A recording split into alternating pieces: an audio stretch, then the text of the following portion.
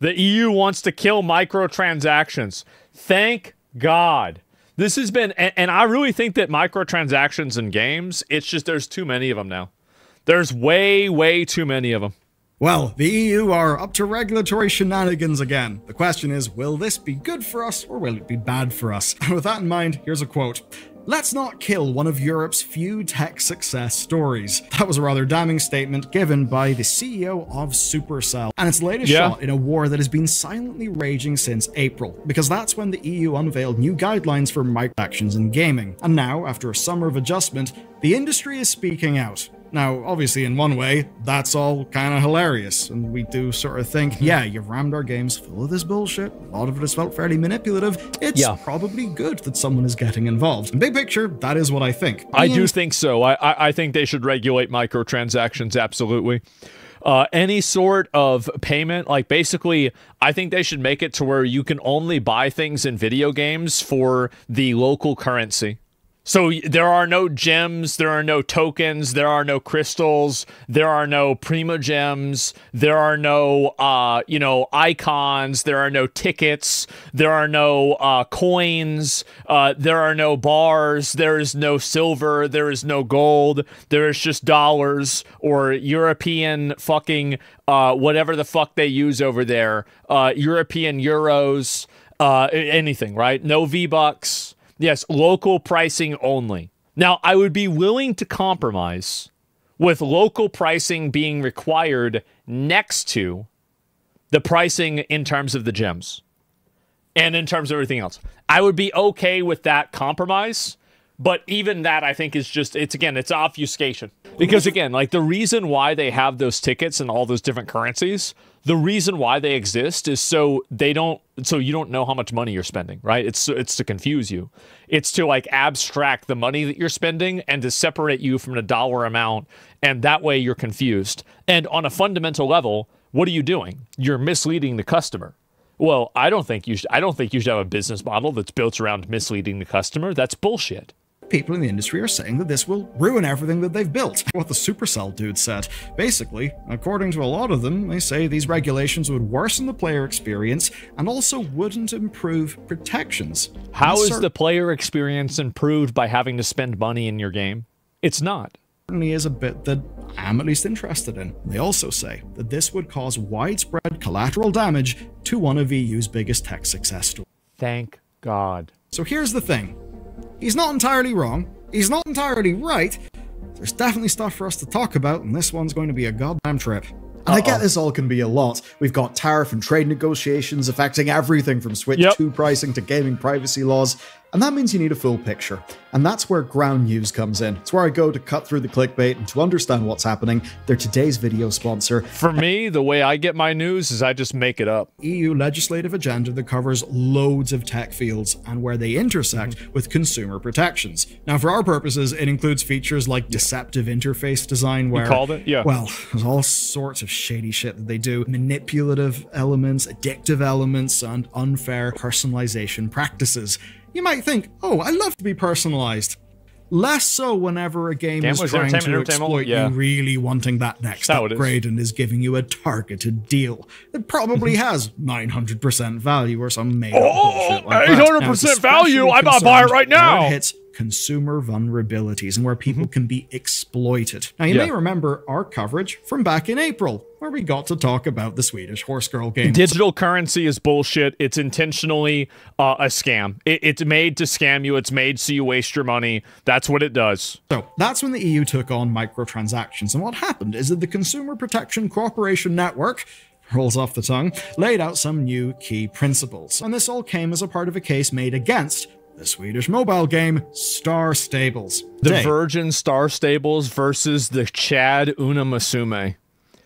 You don't hear anything like this happening to Uma Musume, do you? Absolutely not. Now, what that means is new systems requiring real monetary value on listings, not just, made up gem bullshit. Removing... Wait, so they were watching the stream? Ensuring refunds are available. Imagine that, a refund on a gem. Crazy stuff. And also ending a lot of the FOMO practices.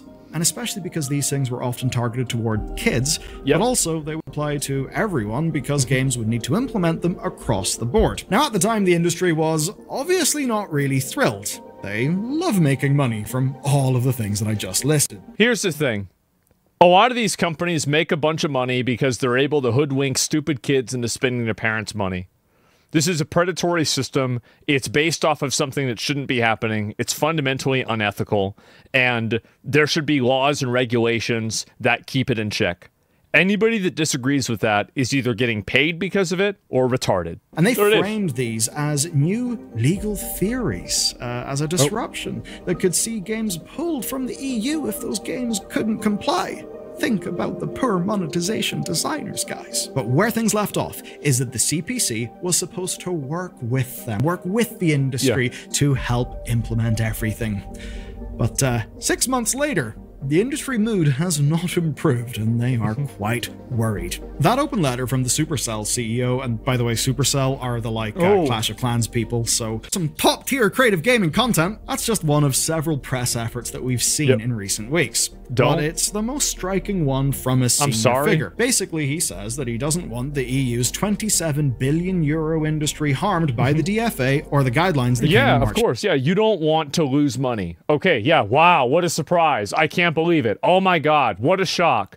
You don't want to lose money. This year. And he argues that they will, quote, break how many games fundamentally work, that they will harm the player experience, and especially will do this for free-to-play games. He uses a familiar metaphor for how in-game currency works, but it's one that was okay per the legal framework before the new guidelines in April. And basically he talked about theme park tokens. The idea that a family can buy tokens in bulk, or they can buy tokens individually, or they can even win tokens in a theme park. And to him, this is all framed as, quote, convenient and fun, avoiding repeated cash transactions. Retard argument, retard logic, retard argumentation.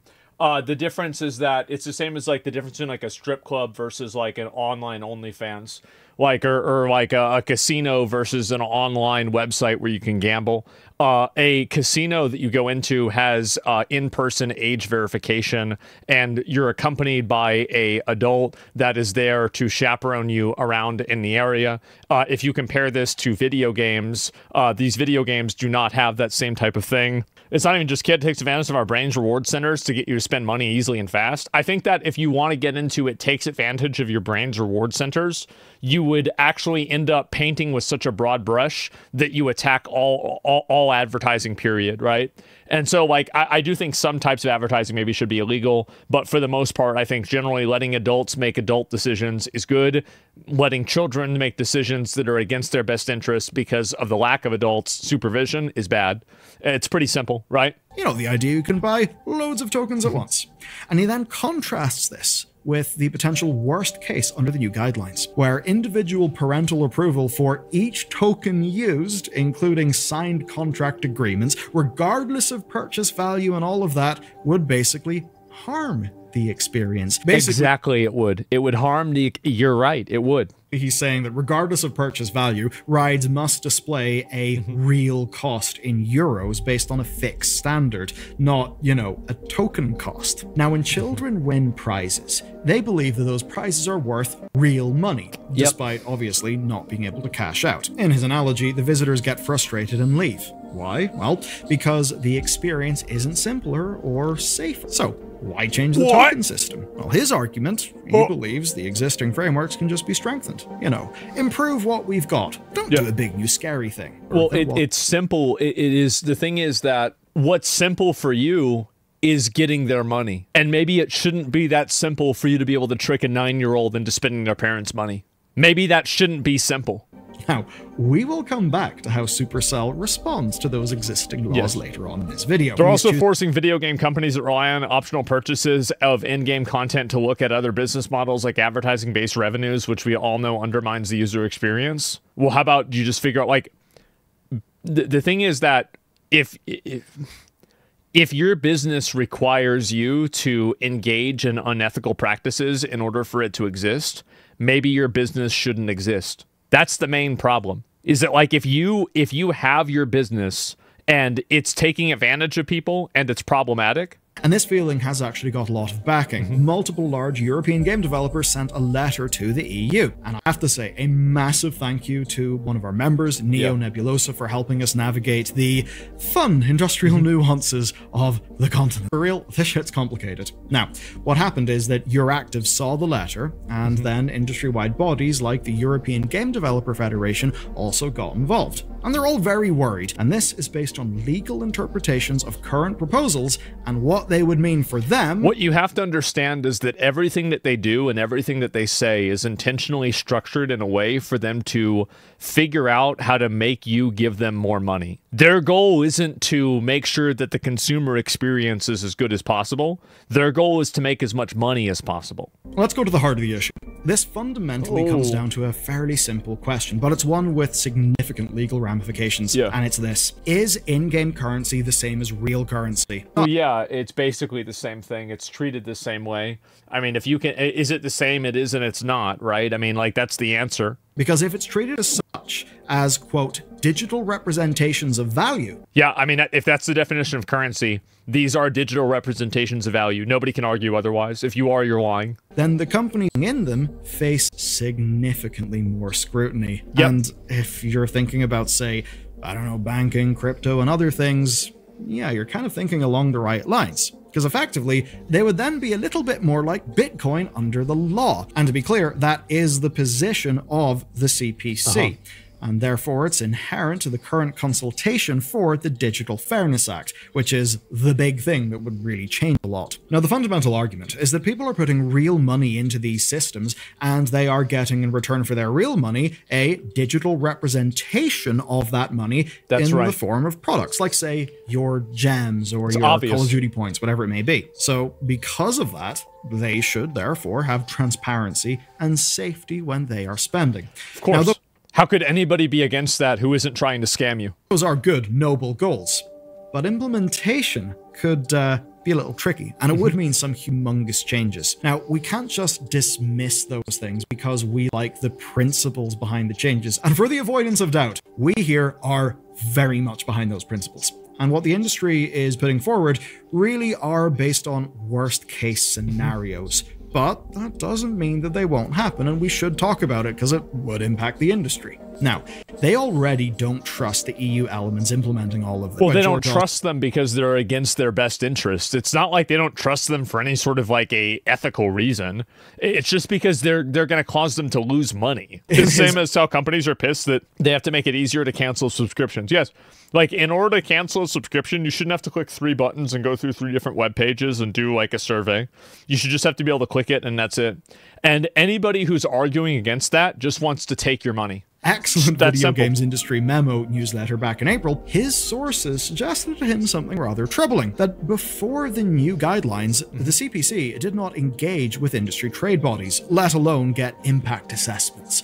I know, impact assessments, it's real sexy stuff, but then again, we are dealing with, you know, billions of euro and how the industry literally works. Yeah. Now, that's part of why these bodies are emphasizing certain facts. Things like, only 18% of kids are allowed to make purchases. 18% of kids? That's like 1 in 5. That's massive. Like, what do you mean, only 18%? That's insane. That's a crazy ratio. The 95% get until supervision, and the monthly spending has actually gone down year on year, which is at least a silver lining if you're not a fan of microtransactions. But basically, the industry is putting forward that they see all of this stuff as using a sledgehammer to crack a nut. Shouldn't have made the nut. You made the nut. You didn't want the sledgehammer? Why'd you make the nut? That's why they've been so frustrated. Now, the CPC suggested that they would work with the industry that's the way after it they is. did their big publication. And without direct leaks, we don't literally know what those discussions looked like over the summer. But based on current reactions, they did not go well. But more than that, apparently, the CPC also didn't work with other EU bodies. Yes, this is really getting all quite complex. People may wonder why, I don't know, nothing ever gets done. Anyway. Yeah, it's because it's designed that way. It's a bureaucratic entropy that's created intentionally in order to obfuscate any sort of change or benefit for the actual citizens that it's supposed to represent. It happens in every single company. It happens in every single bureaucracy. It happens in every government. It happens in every system. Is that systems continually grow over time, and they do not have culling mechanisms that are able to keep them in check in a way that is healthy, and at that point, then they get worse. That's what happens. That's the way it is. What it effectively means, the point the industry is trying to get across, right, is that this one group tried to set a new central philosophy on microtransactions, but they kind of did that without getting everyone else involved in the situation involved in what that would look like. And for an example of said mess, we've got to say a big thanks to this pack of Lithuanian RuneScape gold farmers. To put a very messy situation in very simple terms, in Lithuania, currency transfers are tax exempt. So because of this, the gold farmers thought that they would not have to pay value-added tax. But the revenue office disagreed. What a surprise that the people that collect the money think that, actually, you know what? We need a little bit more of your money. What a shock. The revenue office believed that the gold farmers weren't trading a currency whenever they were doing their trades. So, yeah, they were like trading a product. And that would mean that they would need to get their value-added tax. Now, they needed clarity on the law here. So what they did is they went to the EU. And they went to a specific bit called the EU Advocate General. And the result of that was a ruling by the EU Advocate General. And that is that in-game currency should be considered as a digital second-hand product, not as a currency in itself. In-game gold as an electronic service does not merely serve to procure a later consumable benefit in the form of an as-yet unspecified service, which the issuer of a voucher would be obligated to supply, but is itself already a consumable benefit. Therefore, it's not a voucher within the meaning of Article 30A within the VAT directive. That's retarded because it can be both. You can spend in-game gold as a direct consumable item, and you can also use it as a currency. This is like saying that you can't melt down quarters, or sorry, it's like saying that because you can melt down quarters and then turn them into like some type of metal, or like pennies and you can turn them into copper, that somehow, oh, well, that means that that means that pennies don't have any value. This is the most retarded, dumb fuck argument, and it's probably made by somebody that has erectile dysfunction with fully gray hair that can't use fucking email. It's either that or a fucking retard. And that just makes everything here so much messier. Because different of the EU, different arms of it, are taking different opinions. Obviously, that makes it very hard to get anything goddamn done. And that's part of why the company seems so pissed off here. To them, the CPC wants compliance with their guidelines, even as another EU judiciary is suggesting another interpretation. So they're, in a way, saying, oh no, look at us, we're caught in the middle, this is a nightmare, what do we do? And honestly, in that case, yeah, they do have a point. It's like different arms of the same body are saying different things about basically the same issue. That's obviously chaos. Yeah, you want to know what the problem is? It's like the only metaphor, the old metaphor of a blind man, the three blind men and an elephant, right? Feeling different parts of the elephant, explaining what the elephant is, and it's completely different. You feel the trunk, it's like, oh, it's this thing, it's like a snake. You feel the side, it's like a hippo. You feel the legs, it's like maybe like a fucking deer. The reality of this is that the problem is that they're blind. It's that they can't see that it's a fucking elephant to begin with, because the commission and the people that are running this are incompetent and they don't know how to do their jobs. That's the reason why they can't come to a consensus on this, is because they don't fully understand what they're even making decisions on, which is embarrassing. It is absolutely embarrassing. And I think also there is a probably good amount of this that is intentional, malicious dishonesty. They do know it, but they're pretending not to, so they can protect companies that they might be making money from, or they have some sort of value attached to. It's bullshit. The reason why they're either stupid or paid off. Probably both. Could get worse with the Digital Fairness Act being implemented next year. And that would mean that, well, everything that they work on, these companies that is, may now need to be changed. Good. Changed again to comply with the new requirements. That's what you get. Which would be a good thing, going solely off the principles, what we're trying to protect and make better here. But, you know, implementation is often the hard bit, and that is why the companies are very much worried. Oh boy, we're getting there. And what you may have noticed in this video is it might all sound a little bit schizo. I mean, here I am in 1 second being very much, oh, look at the things the Swedish Horse Girl game was doing. Yes. That's all pretty sketchy. Let's regulate some of this stuff so that, you know, we don't have exploitative bullshit happening that's, you know, aimed at teens and stuff. And then you'll also see me, well, talking about the industry's points. And to understand this story, yes, I think we've just got to accept a very basic fact. Everyone involved is going to present their argument in the best light that they can. Of course. CPC will.